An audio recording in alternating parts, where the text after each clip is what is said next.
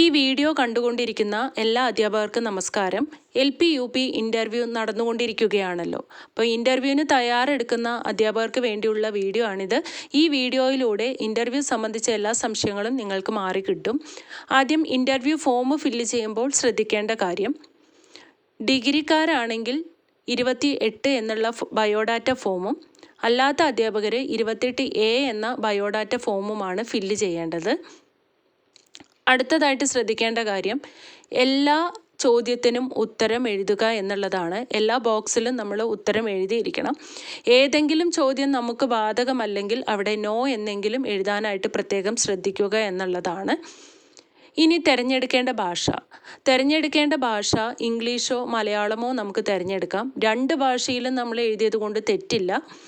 ഇപ്പോൾ ഒന്നാമത്തെ ചോദ്യം ഇംഗ്ലീഷിലും 8ാമത്തെ ചോദ്യം മലയാളത്തിലും എഴുതിയത് കൊണ്ടൊന്നും തെറ്റില്ല. അതിനെ സംബന്ധിച്ച് പാനലിലിരിക്കുന്ന ആരും നമ്മളോട് ചോദിക്കില്ല.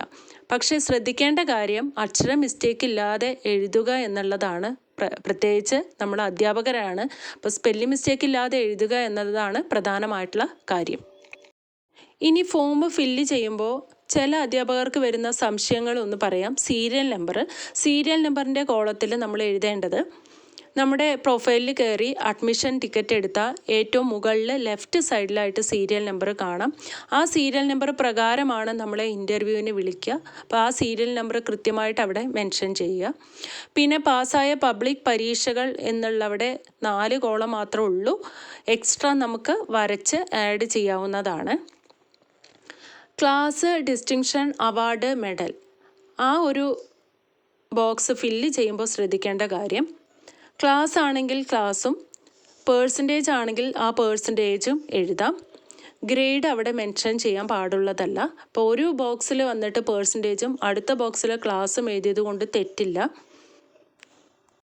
അടുത്തതായി സംശയം വരുന്ന ഒരു ഭാഗമാണ് പഠിച്ചിരുന്ന സ്ഥാപനം എന്നുള്ളത്. അതിൽ കേട്ടറ്റിൻ്റെ നമ്മൾ പഠിച്ചിരുന്ന സ്ഥാപനം ജസ്റ്റ് ഒരു ഹൈഫൺ ഇട്ട് വെച്ചാൽ മതി. ഇനി നമ്മുടെ പാരൻസിൻ്റെ ക്വാളിഫിക്കേഷൻ എഴുതുന്ന ഒരു ഭാഗമുണ്ട്. അവിടെ മദർ എന്ന് കാണുമ്പോൾ മദറിൻ്റെ തൊട്ടടുത്തായിട്ട് അമ്മയുടെ പേര് എഴുതുക എന്നുള്ളതാണ്. ഓക്കെ, ഫാദർ ആകുമ്പോൾ ഫാദറിൻ്റെ പേര് എഴുതുക എന്നുള്ളത് ശ്രദ്ധിക്കുക. അടുത്തത് ഡേറ്റ് എഴുതുമ്പോൾ പ്രത്യേകം ശ്രദ്ധിക്കുക. ഇൻ്റർവ്യൂ ദിവസത്തെ ഡേറ്റാണ് നമ്മൾ എഴുതേണ്ടത്. ഇൻ്റർവ്യൂവിന് പോകുമ്പോൾ ബയോഡാറ്റയും ഐഡൻറ്റിറ്റി കാർഡുമാണ് കൊണ്ടുപോകേണ്ടത്. ഐഡൻറ്റിറ്റി കാർഡ് എന്ന് പറയുമ്പോൾ ആധാറോ വോട്ടർ ഐഡിയോ നിർബന്ധമായിട്ടും കൊണ്ടുപോകണം. മറ്റ് സർട്ടിഫിക്കറ്റുകൾ ഒന്നും ആവശ്യമില്ല, എങ്കിലും കയ്യിലെടുത്ത് പിടിച്ചോളൂ. OTV അല്ലെങ്കിൽ ഇൻ്റർവ്യൂ മെമ്മോ അതൊന്നും ആവശ്യമില്ല. ബയോഡാറ്റയും ആധാറും മാത്രമാണ് അവിടെ ഇമ്പോർട്ടൻ്റ് ആയിട്ട് ആവശ്യമുള്ളൂ. അപ്പം നമ്മൾ കയറി പോകുമ്പോൾ തന്നെ റിപ്പോർട്ടിംഗ് ടൈമിൽ തന്നെ എത്തുക. സീരിയൽ നമ്പർ പ്രകാരം നമ്മളെ വിളിക്കും. അതിനുശേഷം വിരൽ ഉപയോഗിച്ച് പഞ്ച് ചെയ്യുന്നു. തുടർന്ന് നമ്മുടെ ബയോഡാറ്റ ഫോം അവർ മേടിച്ച് വയ്ക്കുകയാണ് ചെയ്യുക. ഓക്കെ, അത് കഴിഞ്ഞ് പിന്നെ സീരിയൽ നമ്പർ പ്രകാരമാണ് നമ്മൾ വിളിക്കുന്നത്. ഇനി ഇൻ്റർവ്യൂ പാനലിലേക്ക് നമ്മൾ കയറി പോകുമ്പോൾ ശ്രദ്ധിക്കേണ്ട കാര്യം, വളരെ കോൺഫിഡൻസ് ആയിട്ട് അവർ ചോദിക്കുന്ന ചോദ്യങ്ങൾക്ക് ഉത്തരം പറയുക എന്നുള്ളതാണ്. ഇപ്പോൾ മനുഷ്യരാണ്, മറവി ഉണ്ടാവാം, നമുക്കറിയുന്ന ചോദ്യമായിരിക്കാം. പക്ഷെ ഉത്തരം നമുക്കറിയില്ലെങ്കിൽ സോറി എന്ന് പറഞ്ഞുകൊണ്ട് അറിയില്ല എന്നുള്ളത് അവിടെ വ്യക്തമായിട്ട് പറയുക. വളരെ ശബ്ദമുയർത്തി കോൺഫിഡൻസിൽ ഉത്തരം പറയാനായിട്ട് ശ്രമിക്കുക എന്നുള്ളതാണ് ശ്രദ്ധിക്കേണ്ട കാര്യം. അധ്യാപകരാണ്. കാരണം ഇതിനു മുമ്പ് ഇൻ്റർവ്യൂവിന് അറ്റൻഡ് ചെയ്തിട്ടുള്ള അധ്യാപകരുമായിട്ട് സംസാരിച്ചപ്പോൾ മനസ്സിലാക്കാൻ പറ്റിയ ഒരു കാര്യം എന്ന് പറയുന്നത്, എല്ലാ ചോദ്യത്തിനും ഉത്തരം പറഞ്ഞിട്ടും എന്നാൽ 1-2 ചോദ്യത്തിന് ഉത്തരം പറയാതിരുന്നിട്ടും ഒരേ മാർക്ക് കിട്ടിയിട്ടുള്ള അധ്യാപകരുണ്ട്. അപ്പോൾ അവിടെ അവർ ശ്രദ്ധിക്കുന്ന ഒരു കാര്യം എന്ന് പറയുന്നത് ഉത്തരം അറിയോ അറിയാതിരിക്കോ എന്നതല്ല, നമ്മുടെ പെർഫോമൻസ് ആയിരിക്കും ചിലപ്പോൾ അവർ വിലയിരുത്തുന്നത്. അതുകൊണ്ട് തന്നെ നല്ല അധ്യാപകരാണ്, നല്ല ശബ്ദം വേണം ക്ലാസ് എടുക്കുന്ന സമയത്ത്, അല്ലേ? അപ്പം നല്ല ഒച്ചത്തിൽ ശബ്ദം ഉയർത്തി തന്നെ ഉത്തരം പറയുക എന്നുള്ളത് ശ്രദ്ധിക്കുക. നല്ല കോൺഫിഡൻസ് ആയിട്ട് ഇരിക്കുക എന്നുള്ളതാണ് ആ സിറ്റുവേഷനെയും നമ്മൾ മറികടക്കണം എന്നുള്ളത്. പിന്നെ ബയോഡാറ്റ ഫോമിൽ ഫില്ല് ചെയ്തിട്ടുള്ള കാര്യങ്ങളെ ബേസ് ചെയ്തിട്ടായിരിക്കും കൂടുതലും നിങ്ങളോട് ചോദ്യങ്ങൾ ചോദിക്കുക.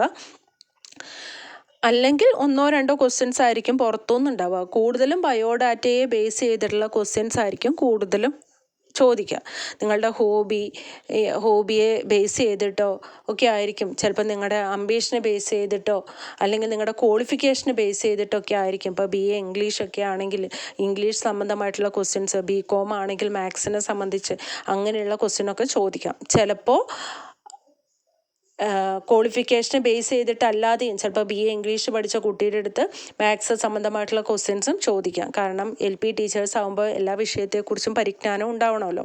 അപ്പോൾ വിഷയാടിസ്ഥാനത്തിൽ മാത്രമല്ല എല്ലാ ഭാഗവും നോക്കുക എന്നുള്ളതാണ്. എൻ്റെ അടുത്ത വീഡിയോയിൽ ഇൻ്റർവ്യൂവിന് ഇപ്രാവശ്യം ചോദിച്ചിട്ടുള്ള ഇമ്പോർട്ടൻ്റ് ആയിട്ടുള്ള ക്വസ്റ്റ്യൻസൊക്കെ ഡിസ്കസ് ചെയ്യുന്നുണ്ട്. അപ്പോൾ അടുത്ത വീഡിയോ എല്ലാവരും കാണുക എന്നുള്ളതാണ്. ഈ വീഡിയോ നിങ്ങൾക്ക് ഉപകാരപ്രദമായിട്ടുണ്ടെങ്കിൽ ലൈക്ക് ചെയ്യാനും ഷെയർ ചെയ്യാനും സബ്സ്ക്രൈബ് ചെയ്യാനും മറക്കരുത്. Thank you.